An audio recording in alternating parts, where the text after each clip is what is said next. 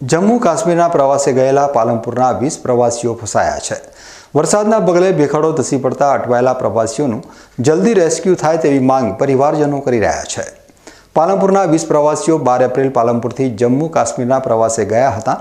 ગઈકાલે યાત્રિકોના પ્રવાસનો છેલ્લો દિવસ હતો ત્યારે વાદળ ફાટતા યાત્રિકો ભરેલી લક્ઝરી બસ સવારે 8:30 વાગે રામબાન પાસે ફસાઈ હતી। બસમાં પાલનપુરના 20 અને ગાંધીનગરના 30 મળી 50 પ્રવાસીઓ અટવાયા હતા। ત્યારે ચિંતિત બનેલા પ્રવાસીઓના પરિવારે સત્વરે પ્રવાસીઓનું રેસ્ક્યુ કરવાની માંગ કરી હતી। તારીખ 12 એપ્રિલ 2025ના રોજ રાત્રે ગાંધીનગરથી 30 પેસેન્જર અને 20 પેસેન્જર પાલનપુરના લઈને ગાડી અહીંયાથી રવાના થઈ હતી। પ્રવાસી હતા બધા, જેમને લઈને અહીંયાથી જેસલમેર, ત્યાંથી બિકાનેર, અમૃતસર થઈ અને જમ્મુ થઈને શ્રીનગર ગયેલા। શ્રીનગર 3 દિવસ રોકાણા।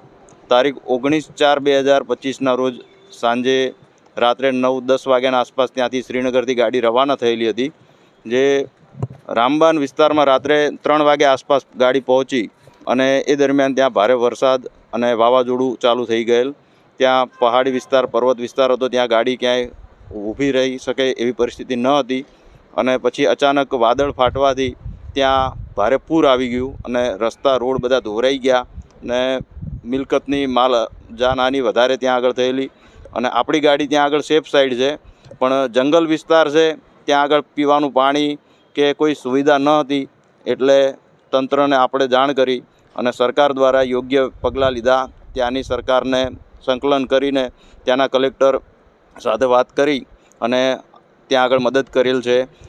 ફસાયેલા પેસેન્જરોને બધા ત્યાં આગળ વ્યવસ્થિત સેફ સાઈડ છે, ત્યાં આર્મી કેમ્પમાં લઈ ગયેલ છે બધાને અને ત્યાંથી વ્યવસ્થા કરી અને પરત મોકલવાની ત્યાં આગળ તજવીજ હાથ ધરેલ છે અને બધા પેસેન્જરો સુરક્ષિત છે, પણ રસ્તા બંધ થઈ જવાના કારણે ત્યાં આગળ ફસાઈ ગયેલા છે કે જે ત્યાં આગળ પુલ અને નાળાને બધું પૂરમાં વહી ગયેલ છે, એટલે ત્યાં આગળથી ગાડી પરત આવી શકે એવી પરિસ્થિતિ ન હતી। બાકી ગાડીને કોઈ જાતનું નુકસાન નથી કે પેસેન્જરને કોઈ નુકસાન નથી, ખાલી પીવાનું પાણી અને જમવાની તકલીફ હતી, જે સરકાર દ્વારા ત્યાં આગળ પ્રયત્ન કરી અને વ્યવસ્થિત સુવિધા આપેલ છે। અત્યારે બધા આર્મી કેમ્પમાં છે અને નજીકના સલામત સ્થળે લઈ ગયેલ છે અને ગાડી પણ ત્યાં ફસાયેલી હતી, જ્યાં આગળ ટ્રાફિક થઈ ગયેલું હતું, ત્યાંથી ગાડી વ્યવસ્થિત સલામત જગ્યાએ લઈ ગયેલ છે અને ગુજરાત સરકારનો તથા જમ્મુ કાશ્મીર સરકારનો ખૂબ ખૂબ આભાર છે કે અમને મદદ કરી અને ગુજરાતીઓ ફસાયેલા હતા એમને ત્યાંથી સુરક્ષિત બહાર નીકાળેલ છે। જોકે બનાસકાંઠા જિલ્લા કલેક્ટરે સ્થાનિક તંત્રનો સંપર્ક કરતા તંત્ર ઘટના સ્થળે પહોંચ્યું હતું, જ્યાં રાત્રે આર્મી દ્વારા પ્રવાસીઓને ભોજન અપાયું હતું, જેથી પ્રવાસીઓના પરિવારજનોએ રાહત અનુભવી હતી। રહે પાલનપુર, મારા મમ્મી પપ્પા શનિવારે 12 તારીખે રાત્રે 11 વાગ્યેથી જમ્મુ કાશ્મીરના પ્રવાસે ગયેલા। અત્યારે તેઓ શ્રીનગરથી કટરાની વચ્ચેનો જે રોડ છે ત્યાં આગળ અટવાઈ ગયા છે। વાદળ ફાટવાના કારણે જે વરસાદ પડ્યો છે, જેના લીધે ભેખડ રોડ પર ધસી આવી છે અને રોડ બ્લોક થઈ ગયો છે, માટે ગાડી આગળ જઈ શકતી નથી કે ના પાછળ જઈ શકે છે અને ટ્રાફિક જામ થઈ ગયું છે। અને અત્યારે વાત થઈ તો ત્યાંના આર્મી દ્વારા ખાવાની સગવડ પૂરી પાડવામાં આવી છે અને સરકારને મારી વિનંતી કે જે જીવન જરૂરિયાતની જે વસ્તુ છે હાલ પૂરતી તેઓને તાત્કાલિક પૂરી પાડવામાં આવે અને ત્વરિત ઘરે તેઓને પહોંચાડે, એ મારી નમ્ર વિનંતી છે। પહેલાં ફોન આવ્યો તો કેવું લાગ્યું હતું? પહેલાં ફોન આવ્યો ત્યારે મને કીધું કે જે ઘટના ઘટી છે એ અમારાથી 10 કિલોમીટર દૂર છે, એટલે મને થોડુંક રાહત થયું, પણ આઘાત બી લાગ્યો કે જલ્દી વહેલા ઘરે આવી જાય તો સારું। ઓકે, પાલનપુર સ્થાનિક તંત્ર દ્વારા કોઈ રજૂઆત કરી, કોઈ મળવા આવ્યું હોય? ના, અહીંયાથી કોઈ મળવા નથી આવ્યું। જોકે બનાસકાંઠા જિલ્લા કલેક્ટરે તમામ પ્રવાસીઓ સલામત હોવાનું જણાવ્યું છે। પ્રવાસીઓ હાલમાં આર્મી કેમ્પમાં હેમખેમ છે, ત્યારે હવામાનની સ્થિતિને આધારે સ્થાનિક તંત્ર દ્વારા તેઓને સુરક્ષિત સ્થળે પહોંચાડવામાં આવશે। ગઈકાલે સાંજે અંદાજિત 6:30 થી 7 વાગ્યાની આજુબાજુ જમ્મુ કાશ્મીરમાં તાજેતરમાં જે ક્લાઉડ બસ્ટ અને લેન્ડ સ્લાઇડિંગની ઘટના ખરાબ હવામાનને કારણે બની છે, તેમાં ગુજરાતના મુસાફરો અને એક બસ ફસાઈ હોવાના સમાચાર મળ્યા હતા। ઘટનાની માહિતી મળતા તરત જ માનનીય મુખ્યમંત્રી શ્રી ભૂપેન્દ્રભાઈ પટેલ દ્વારા જમ્મુ કાશ્મીર પ્રશાસન સાથે સંપર્ક કરી અને પ્રવાસીઓને કોઈપણ જાતની અગવડ ન પડે અને વહેલામાં વહેલી તકે ખરાબ જે વાતાવરણમાં ફસાઈ ગયા હતા ત્યાંથી કાઢવા માટેની સીધી સૂચના આપવામાં આવી હતી। અને અત્રેના ડિસ્ટ્રિક્ટ કલેક્ટર કચેરી બનાસકાંઠા તથા ગૃહ વિભાગ સતત જમ્મુ કાશ્મીર પ્રશાસન સાથે સંપર્કમાં જે મુસાફરો ફસાયેલા હતા તેમના માટે કામગીરી ચાલી રહી હતી.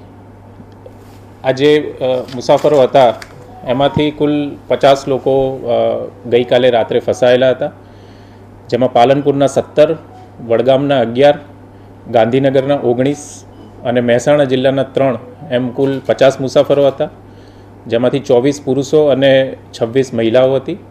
50 મુસાફરોમાં એક 8 વર્ષનું બાળક પણ હતું અને 50 મુસાફરો પૈકી 27 સિનિયર સિટીઝન હતા. અત્રેથી 7 વાગે શ્રી બશીર ચૌધરી કલેક્ટર રામબનનો સંપર્ક કરવામાં આવ્યો હતો અને તરત જ તેમણે મુસાફરોને તમામ પ્રકારની મદદ મળે તે માટે ખાતરી આપી હતી અને તાત્કાલિક રીતે રેસ્ક્યુ ટીમ રવાના કરી હતી.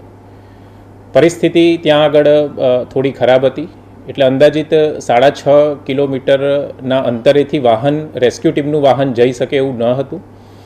આથી જમ્મુ કાશ્મીર પ્રશાસનની જે ટીમ હતી એમના દ્વારા પગપાળા જઈ અને રાત્રે 11:30 વાગે બસમાં જે મુસાફરો ફસાયેલા હતા એમનો સંપર્ક કરી લીધો હતો. અડધી રાત્રે જમ્મુ કાશ્મીર પ્રશાસન દ્વારા તેમના માટે જમવાની વ્યવસ્થા પણ કરવામાં આવી હતી અને ટીમ ત્યાં પહોંચ્યા બાદ ત્યાંના કલેક્ટર રામબન દ્વારા અત્રેની કચેરીએ અપડેટ પણ આપવામાં આવી હતી. હાલમાં તમામ જે મુસાફરો છે એ સુરક્ષિત છે. થોડા સમય પહેલાં બસના મુસાફરો સાથે પણ મારે વ્યક્તિગત રીતે વાત થઈ હતી અને હાલમાં તેઓ આર્મી કેમ્પ ખાતે આશ્રય લઈ રહ્યા છે. બપોર બાદ વાતાવરણની જે પરિસ્થિતિ જોતા બસને બનિહાલના રૂટથી પાછા શ્રીનગર મોકલવા માટેની તૈયારી થઈ રહી છે. હાલમાં જે ખરાબ હવામાન છે અને રસ્તાઓ તૂટી ગયા છે એના લીધે રામબન જિલ્લાથી બસ આગળ વધી શકે એવી શક્યતા જણાતી નથી, પરંતુ પાછલા રૂટે બનિહાલ થઈ શ્રીનગર બસને પરત મોકલવા માટે હાલમાં ત્યાં જમ્મુ કાશ્મીર પ્રશાસન દ્વારા કામગીરી ચાલુમાં છે. ફરી એકવાર હું સૌને જણાવવા માગીશ કે જે તમામ જે 50 મુસાફરો છે એ હાલમાં સુરક્ષિત છે અને રામબન ખાતે તેઓ આ આર્મીનો જે કેમ્પ છે ત્યાં હાલમાં આશ્રય લઈ રહ્યા છે.